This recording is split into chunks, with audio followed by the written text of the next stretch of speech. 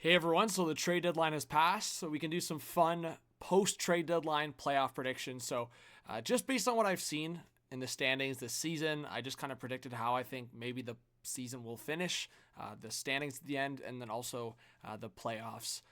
Let's go through a fun bracket. So how I see it right now is, the Ottawa Senators, as I'm recording, just had a comeback victory against the Rangers. I think they made two good trades before the deadline, getting Zetterlund from the Sharks and also the Dylan Cousins trade with Buffalo. So two of those trades, in reference to that, I think they could finish in a wildcard spot. I think the Atlantic's pretty locked up with the Leafs, Panthers, Lightning. It could be in any order, I think, in that, but those three teams should be in the division.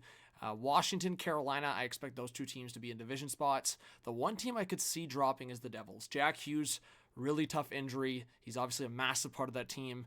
The Devils didn't really do a lot at the deadline, so based on that, I have them falling a little bit. They're still going to be in the playoffs, but the team that maybe doesn't make it is the Rangers, but they're right there as well. So you could name other teams like Detroit's on a 4-game losing streak, I believe. So they've fallen a bit. I don't know if Montreal has enough to squeak in, but they could. There's a few teams in there that could get a wild card spot still. So keep an eye on them, maybe even the Islanders. And then on the west side, Dallas Stars, I think they're going to lock up either a first or second spot. It seems like Winnipeg's kind of run away with it. So I'll say Winnipeg 1, Dallas 2, Colorado 3. And then no other central teams making the playoffs. Two wild cards from the Pacific in Vancouver and Calgary. I definitely could see a team like St. Louis making it. They've been really hot lately, but do they have enough? And then, of course, Vegas at the top with Edmonton facing LA again. Honestly, that's the weirdest storyline. And kind of speaking on the playoff format, similar to how like Florida, Boston, Tampa, Toronto, they've been running into each other constantly. It's the same as Edmonton, LA, and LA is, of course, has fallen short every single time in this era. So we'll see if Edmonton can knock them off again in that case. So let's go through some fun predictions. We'll go back to the east side. So I think in this scenario, Florida getting Marchand, getting those disturbers, even with what Tampa did, I just think Florida is going to be that team that gets past the first round. But honestly, Tampa's right there. I just think Florida. I'll go on the flip side. Like Boston had that record-breaking year, and it looked like they were as stacked as anyone, and they lose in the first round, ironically against the Panthers. So you never know. The Lightning couldn't beat the Panthers here, and I would not be surprised. I am going to go Toronto wins the Battle of Ontario, but I will say I don't think this is a favorable matchup for Toronto. To me, I look at Ottawa, and of course, Toronto brought in Scott Laughton and Brandon Carlos. I think those are good playoff additions. Ottawa's got a lot of playoff-style players as well, so I think it would be close. I will say Toronto takes it with the home ice advantage, but I think that one will be way tougher than maybe some Leaf fans want to admit. But Ottawa's right there. They're legit. Even watching guys like Jake Sanderson earlier today, that guy is a stud.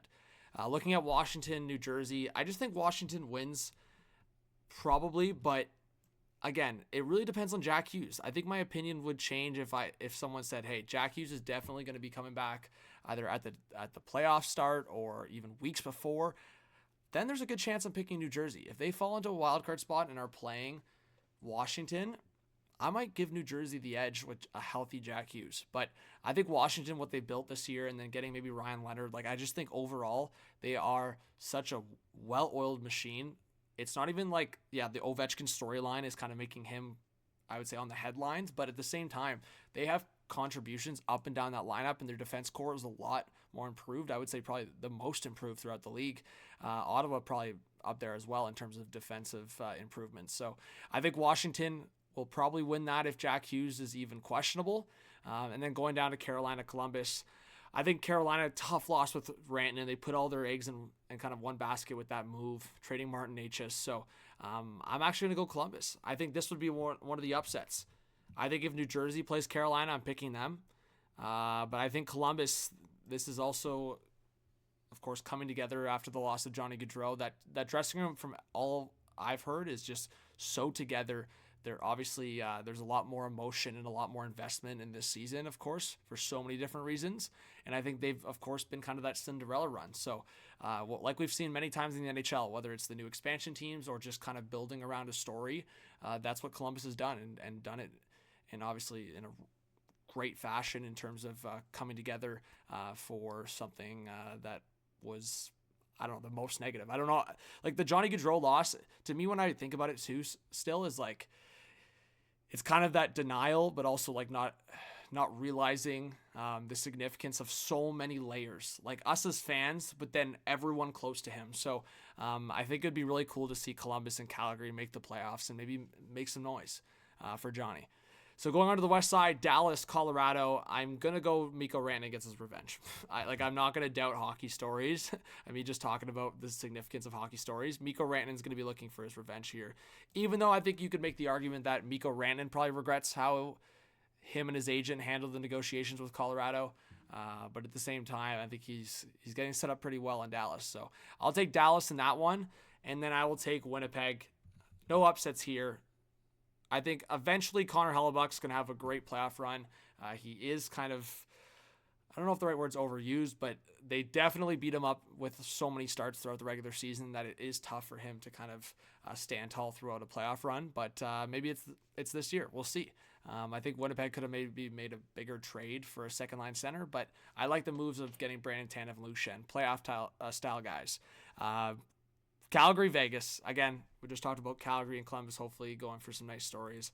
I do think Vegas, though, is going to win.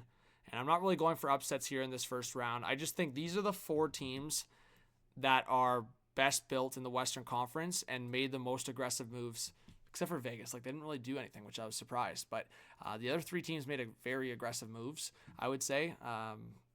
Winnipeg, again, they could have went for the second line center, but I like the 2 additions.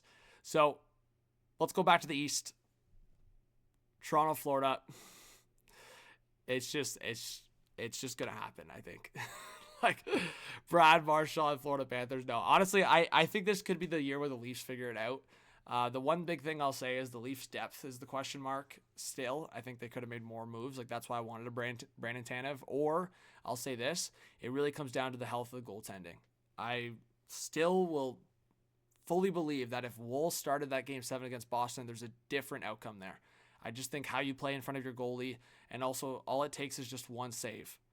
So looking at that, I'm still going to say Florida because Toronto needs to prove all of us that they are that different team.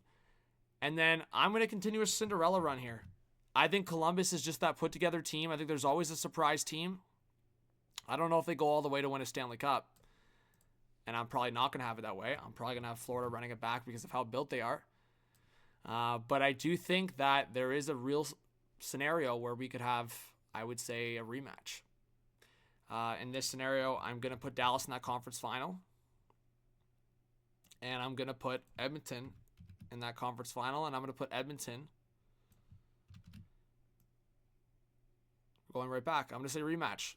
I'm going to say based on what I see today, and Oilers fans are pretty upset that they didn't make a bigger move in that top 6 with the LTIR space with Evander Kane. I will say this, though. I think they're hungry. I think McDavid and Draisaitl had that taste. I think they are a better defensive team. Overall, the Jake Wallman edition was great. I think the background story of what Mike Greer did was a masterclass, but for Edmonton's own benefit, for sure. They definitely should have got a goalie.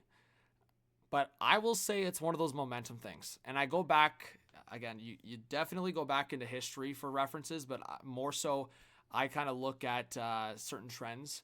And I don't know, I like referencing that 08-09 back-to-back Detroit-Pittsburgh because I think that was the Sidney Crosby, I would say, kind of equal sense here where you go to a Stanley Cup final, 2008 against the stacked Detroit Red Wings. You lose, and it's a massive gut punch. It leaves a horrendous taste in your mouth for a full calendar year. And you then go in 2009 and face the same opponent, and you do not make the same mistake twice. You do not take a loss twice in a row to the same team. And that was kind of the start of Sidney Crosby's brilliance throughout his career and eventual Hall of Fame status, Stanley Cup wins, Olympic win, all that stuff, right? And I think that's going to be the start here for Connor McDavid. He just scored a clutch goal in 4 Nations to beat Team USA.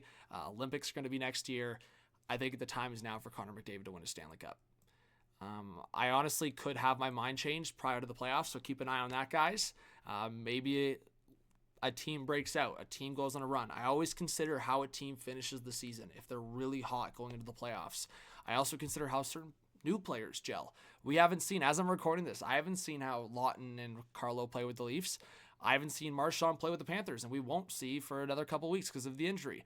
And I won't see how Rantanen can gel with the Dallas Stars for, I mean, again, he'll start now, but it's going to be weeks before we really realize if it's a perfect fit. So there's so many levels to this in terms of seeing how it plays out here. But as I said, kind of going back to that Pittsburgh-Detroit reference, and ironically, Hossa being on different sides for both years, but I just look at how Florida's stacked, sure, and they just beat Edmonton, but I think Edmonton's going to be the hungrier team. If Edmonton puts them back into that Stanley Cup final spot, I just cannot see McDavid losing 2 in a row. So that's where my head's at. Edmonton, if they get there, they are winning the Stanley Cup. Thanks, guys. Hit that subscribe, like, comment, notification bell, all that good stuff. Leave your predictions and comments below, and we'll see you on the next video or stream. Peace.